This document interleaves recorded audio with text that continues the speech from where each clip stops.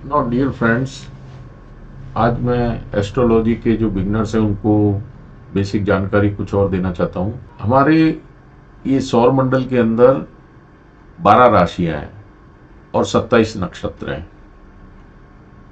और Indian astrology के अंदर 9 प्लेनेट्स हैं, उनको कंसीडर किया जाता है। अब एक कंफ्यूजन रहता है कि राशि, नक्षत्र और प्लेनेट्स, इनकी सिग्निफिकेशन क्या है। तो जैसे आप देख रहे होंगे कि ये ट्रैक्स बने हुए हैं, ये इनके ऑर्बिट हैं, और ये जो गोल आकृतियां दी हुई हैं ये ग्रह हैं। तो ग्रह रोटेट करते रहते हैं अराउंड द सन, वो सन के चारों तरफ परिक्रमा करते हैं। अब because we are on the earth, हम पृथ्वी पे हैं, तो हमको ऐसा लगता है कि वो पृथ्वी के चारों तरफ परिक्रमा कर रहे हैं, जबकि इंक्लूडिंग अर्थ, पृथ्वी भी सूर्यदेव के चारों तरफ परिक्रमा करती है। अब राशि और नक्षत्र क्या है, वो सौर मंडल के अंदर फिक्स पोजीशन है, इनका मूवमेंट नहीं होता। तो जो ये एक सर्कल होता है उसकी डिग्री कितनी होगी, तो वो 360 डिग्री के अंदर टोटल सर्कल होता है। अब 12 राशियां हैं तो 360 को 12 से भाग दे देंगे तो एक डिवीजन की वैल्यू आई 30 डिग्री, जबकि हमने ये माना है कि डिवीजन इक्वल है। तो एक राशि के 30 डिग्री के स्पान होता है। अब नक्षत्र है 27, तो इसमें अभिजीत को शामिल नहीं किया है। तो अगर हम 360 डिग्री को 27 से डिवाइड करेंगे तो 13 डिग्री 20 मिनट का एक स्पान एक नक्षत्र को मिलता है। और 9 प्लेनेट हैं, sun, moon, Mercury, Venus, Mars, Jupiter, Saturn, Rahu and Ketu. अब एक और चीज आती है कि जन्म राशि क्या होती है। तो जहां पे चंद्रमा प्लेस्ड है जिस राशि के अंदर, वो राशि हमारी जन्म राशि होती है। और जिस नक्षत्र के अंदर चंद्रमा ट्रांजिट कर रहे हैं during the time of birth, जब नेटिव का बर्थ, जातक का बर्थ हुआ है, उस टाइम चंद्रमा किस नक्षत्र में है, वो जन्म नक्षत्र कहलाता है। अब 27 नक्षत्र हैं, तो जो एस्ट्रोलॉजी सीखना चाहते हैं, जो लर्न कर रहे हैं, उनको मैं ये कहना चाहता हूं कि 12 राशियों को सीक्वेंस में याद करें, मेष से लेके मीन राशि तक।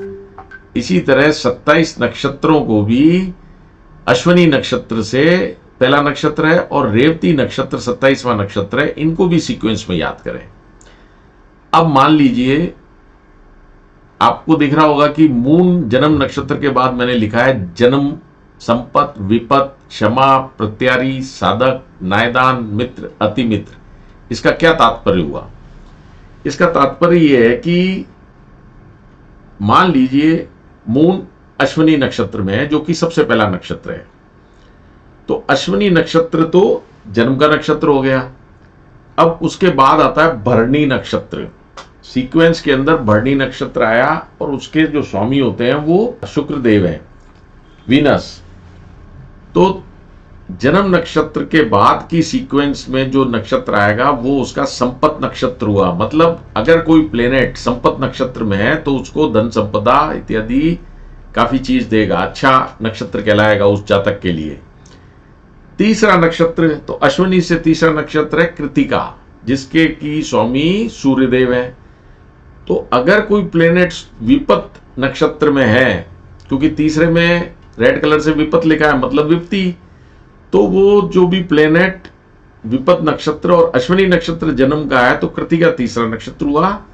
तो कृतिका नक्षत्र में अगर कोई प्लेनेट है तो वो उसके लिए विपत्ति लाएगा। इसके बाद क्षमा का है नक्षत्र, तो चौथा नक्षत्र जो हुआ वो रोहिणी नक्षत्र हुआ। ये ज्यादा अच्छा और ज्यादा बुरा भी नहीं होता है, तो इसके अंदर प्लेनेट न्यूट्रल टाइप ही चलता है। तो चौथा नक्षत्र रोहिणी, और चौथा हमारा ये नवतारा पद्धति है, इसके अंदर जो नक्षत्र आया उसको क्षमा श्रेणी में डालेंगे हम। अब जो 5वां नक्षत्र है वो प्रत्यारी, ये भी हानिकारक नक्षत्र है। अब 5वां नक्षत्र हुआ मृगशिरा। तो मृगशिरा नक्षत्र के स्वामी मंगलदेव हुए। तो अगर कोई प्लेनेट मृगशिरा नक्षत्र में है या मंगल देव के नक्षत्र में है, मैं आपको ये जानकारी देना चाहता हूं कि सभी ग्रहों को 3-3 नक्षत्र का स्वामित्व दिया गया है। तो जैसे अश्विनी नक्षत्र के स्वामी हुए केतु नक्षत्र, केतु ग्रह, तो केतु ग्रहों के पास अश्विनी नक्षत्र, मघा नक्षत्र और मूला नक्षत्र 3 नक्षत्र का स्वामित्व है। इसी तरीके से सभी ग्रहों को 3-3 नक्षत्र दिए गए हैं। तो विपत्त के अंदर कृतिका नक्षत्र आ रहा है, तो इसके स्वामी हुए सूर्यदेव। तो सूर्यदेव के पास कृतिका नक्षत्र के अलावा उत्तरा फागुनी और उत्तरा आषाढ़ा नक्षत्र भी आते हैं, तो वो भी विपत्त की श्रेणी में आएंगे।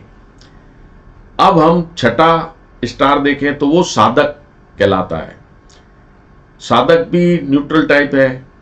इसके बाद जो 7वां नक्षत्र आएगा वो नयदान है, वध। ये सबसे ज्यादा हानिकारक है। तो ये जो जातक हम एग्जाम्पल में ले रहे हैं जिसका अश्विनी नक्षत्र है, तो अश्विनी नक्षत्र से अगर हम काउंट करें अश्विनी को इंक्लूड करते हुए, तो 7वां नक्षत्र होगा उसका पुनर्वासु। और छठा नक्षत्र जो साधक था वो आराद्रा था, आराद्रा के स्वामी हुए राहु। लेकिन जो नायदान नक्षत्र है, वध नक्षत्र, उसके स्वामी पुनर्वासु के बृहस्पति देव हैं। तो बृहस्पति देव को भी 3 नक्षत्र हैं। तो उन तीनों नक्षत्र में अगर कोई ग्रह है तो वो उसके लिए काफी हानिकारक होगा, रिजल्ट देगा। इसके बाद जो 8वां नक्षत्र है वो मित्र की श्रेणी में आएगा। तो 8वां नक्षत्र आता है पुष्य नक्षत्र, जिसके स्वामी शनिदेव हुए। तो शनिदेव के भी 3 नक्षत्र हैं, तो उनमें जो ग्रह अगर है तो वो उसके लिए मित्र की श्रेणी में अच्छे परिणाम देगा। 9वां जो नक्षत्र है वो अति मित्र की श्रेणी में आएगा। और शनि के बाद जो नक्षत्र आता है वो आता है अश्लेषा, जिसके स्वामी हैं बुधदेव।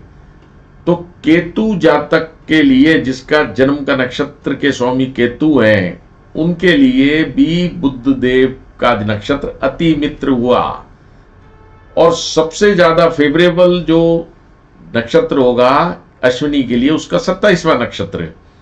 तो अश्विनी से हम एक पहला नक्षत्र हुआ रेवती नक्षत्र, उसके स्वामी भी मरकरी देव हैं, बुधदेव। तो कोई भी प्लेनेट बुधदेव के नक्षत्र में है तो वो उसके अति मित्र की श्रेणी में आएगा और वो ग्रह अच्छे परिणाम देगा। आशा है ये बेसिक जानकारी आप लोगों को पसंद आई होगी। धन्यवाद। अगर कोई और आप लोगों के मन में कोई शंका या क्वेरी है तो आप कमेंट सेक्शन में पूछ सकते हैं। Thank you.